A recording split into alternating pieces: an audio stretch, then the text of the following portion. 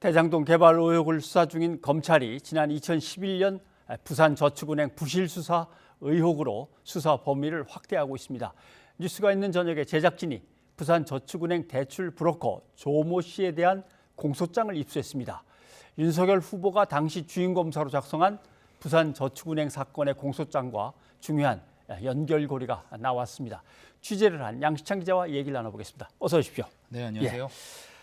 자, 부산저축은행이 부실 또는 뭔가 문제가 있는 대출을 했다. 그 대출금이 대장동 핵심 멤버들의 이제 어떤 시드머니, 돈줄이 돼가지고 뭔가 일이 이제 시작된 건데 그때 문제가 됐던 부실 대출, 불법 대출 같은 것들을 제대로 수사했느냐 이게 특검까지 가느냐 마느냐 지금 논란이 벌어지고 있는데 그 대출 브로커, 부산저축은행의 대출 브로커 조 씨 두 번이나 조사를 받았다고 지금 리포트에 나왔는데 어떤 사람인지 먼저 알아보죠.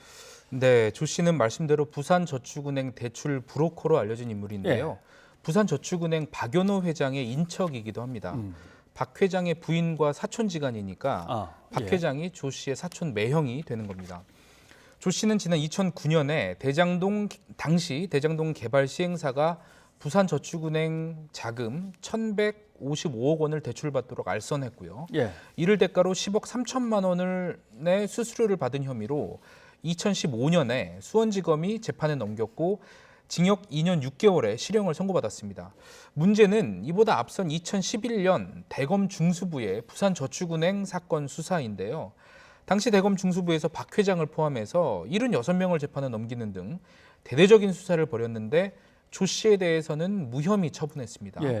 당시 주임검사가 윤석열 국민의힘 대선 후보였는데 이 조 씨에 대해서 수사를 하지 않은 건 아닙니다. 조 씨가 3년 뒤 경찰 조사에서 검찰 수사를 받은 사실을 털어놓으면서 드러났는데요. 당시 진술서를 제가 확보했습니다.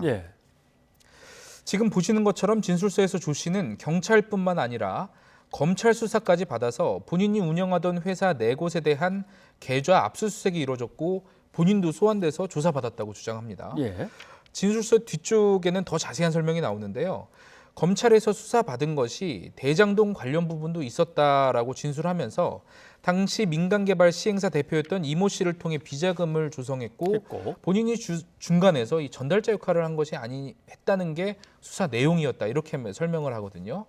물론 이 발언의 취지는 앞선 검찰 조사에서도 본인은 무혐의를 받았다는 점을 강조하기 위한 것이지만 본인 스스로 검찰의 압수수색과 소환 조사를 받은 사실, 또 이모 씨와 부산저축은행 사이에서 전달자 역할을 했다는 의혹에 대해 검찰이 수사했다는 점은 인정을 하고 있는 겁니다. 당시 대검 중수부에서 이 대장동 관련 부분을 덮어준 것 아니냐는 의혹이 나오는 이유죠. 불과 몇 년 뒤 같은 인물, 같은 사람, 같은 사건, 같은 혐의에 대한 수원지검의 조사에서는 구속이 됐고 재판에서 실형까지 선고받았기 때문에 의혹이 더욱 강하게 제기되는 겁니다. 오늘 검찰이 조 씨를 두 번째 불러서 조사하는 것도 바로 이 부분을 확인하기 위함으로 보이는데요. 조 씨에게 돈을 전달한 것으로 지목된 대장동 시행사 이 씨도 당시 대검의 수사 대상이었는데 이 씨는 뉴이처 제작진과의 통화에서 당시 대검의 수사에 의문을 제기하기도 했습니다. 한번 들어보시겠습니다. 부산저축은행 관련해서 몇 가지 의미 없는 걸 물어서 아니 이제 그런 것들은 본인들이 이제 필요하면 또 부른 줄 알고 그날은 면담하고 이렇게 끝났단 말이에요. 이 말을 들어도 중수부에 수사를 했는데 그냥 넘어간 것밖에 안 되잖아요. 자, 사건, 부실 대출의 사건은 2009년에 벌어진 건데 그로부터 얼마 뒤에 경찰 조사를 받으면서 검찰 조사 때 다 얘기했는데요라고 한 것을 지금 설명을 했고요. 그런데 문제는 2015년에 조 씨는 드디어 처벌을 받죠. 문제가 돼서 그때 당시 이제 수원지방검찰청에 공소장을 입수를 한 건데 우리가 그때 그 공소장에 조 씨의 혐의는 상당히 더 많았단 말이죠. 그렇습니다. 공소장을 보면 날짜가 2015년 5월 15일로 되어 있는데요. 혐의는 배임과 알선 수재, 또 수익 은닉 등입니다. 변호인단에 박영수 전 특검이 포함된 게 눈에 띄고요. 내용을 보면 이미 드러난 부분, 그러니까 대장동 시행사에 부산저축은행 자금 1,155억 원을 대출받도록 알선하고 10억 3천만 원을 챙겼다는 혐의가 나오고요. 이 밖에 수원 망포동 공동주택 개발 사업에서도 대출을 비슷한 방식으로 알선하고 10억 1,500만 원을 받았다는 부분, 예. 또 조 씨가 운영하는 회사가 부산저축은행 대주단으로부터 받은 대출금이 있는데 이 중 70억 원을 이 대출 목적과 상관없는 A 회사로 넘긴 혐의 등 조 씨의 알선수재나 배임 혐의 관련된 금액은 100억 원이 넘습니다. 네. 또 이 중 이 A사 중요한데요. 관련된 배임 혐의는 부산저축은행 김양 부회장과 공모한 것으로 그렇게 돼 있습니다. 네. 자, 2015년 수사의 이제 마지막 공소장에는 배임, 알선수재, 그다음에 수익의 은닉 이렇게 예. 다 들어가 있는데 그럼 6년 전에 윤석열 검사가 수사했던 그 공소장은 그럼 도대체 어떻게 된 거냐? 네, 그때 네. 얘기를 좀 비교를 해봐야 되겠죠. 예.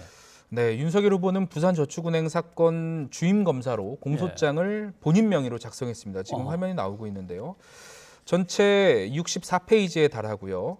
부산저축은행 박연호 회장과 김양 부회장 등 수뇌부의 배임과 횡령 혐의가 핵심입니다. 눈에 띄는 부분은 이 앞서 수원지검 공소장에 등장하는 A사가 윤 후보가 주임 검사로 작성 공소장에도 등장한다는 겁니다. 예, 등장해요. 당시 윤석열 검사는 부산저축은행에서 수원 만포동 공동주택 사업을 하려는 A사에 대출해준 29억 7천여만 원의 금액을 박연호 회장과 김양 부회장 등의 배임 혐의다라고 적시를 했습니다. 네.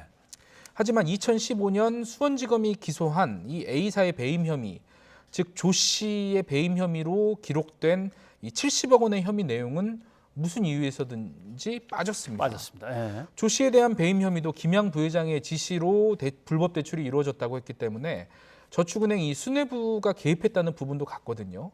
그러니까 한 회사가 부산저축은행으로부터 똑같이 대출을 받았는데 대출 항목 중 일부만 기소했다는 얘기입니다. 예.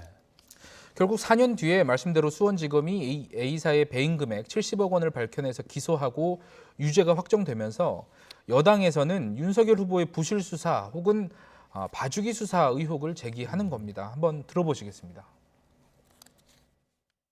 동일한 시점에서 동일한 그 김양 부회장과 조 간의 공동 배임으로 이루어진 윤석열 후보가 전혀 기소 조치 안 했다 하는 것은 이거는 명백하게 봐주기 기소다 이렇게 볼 수 있는 거죠. 네, 윤 후보 측 해명도 확인을 예. 했습니다.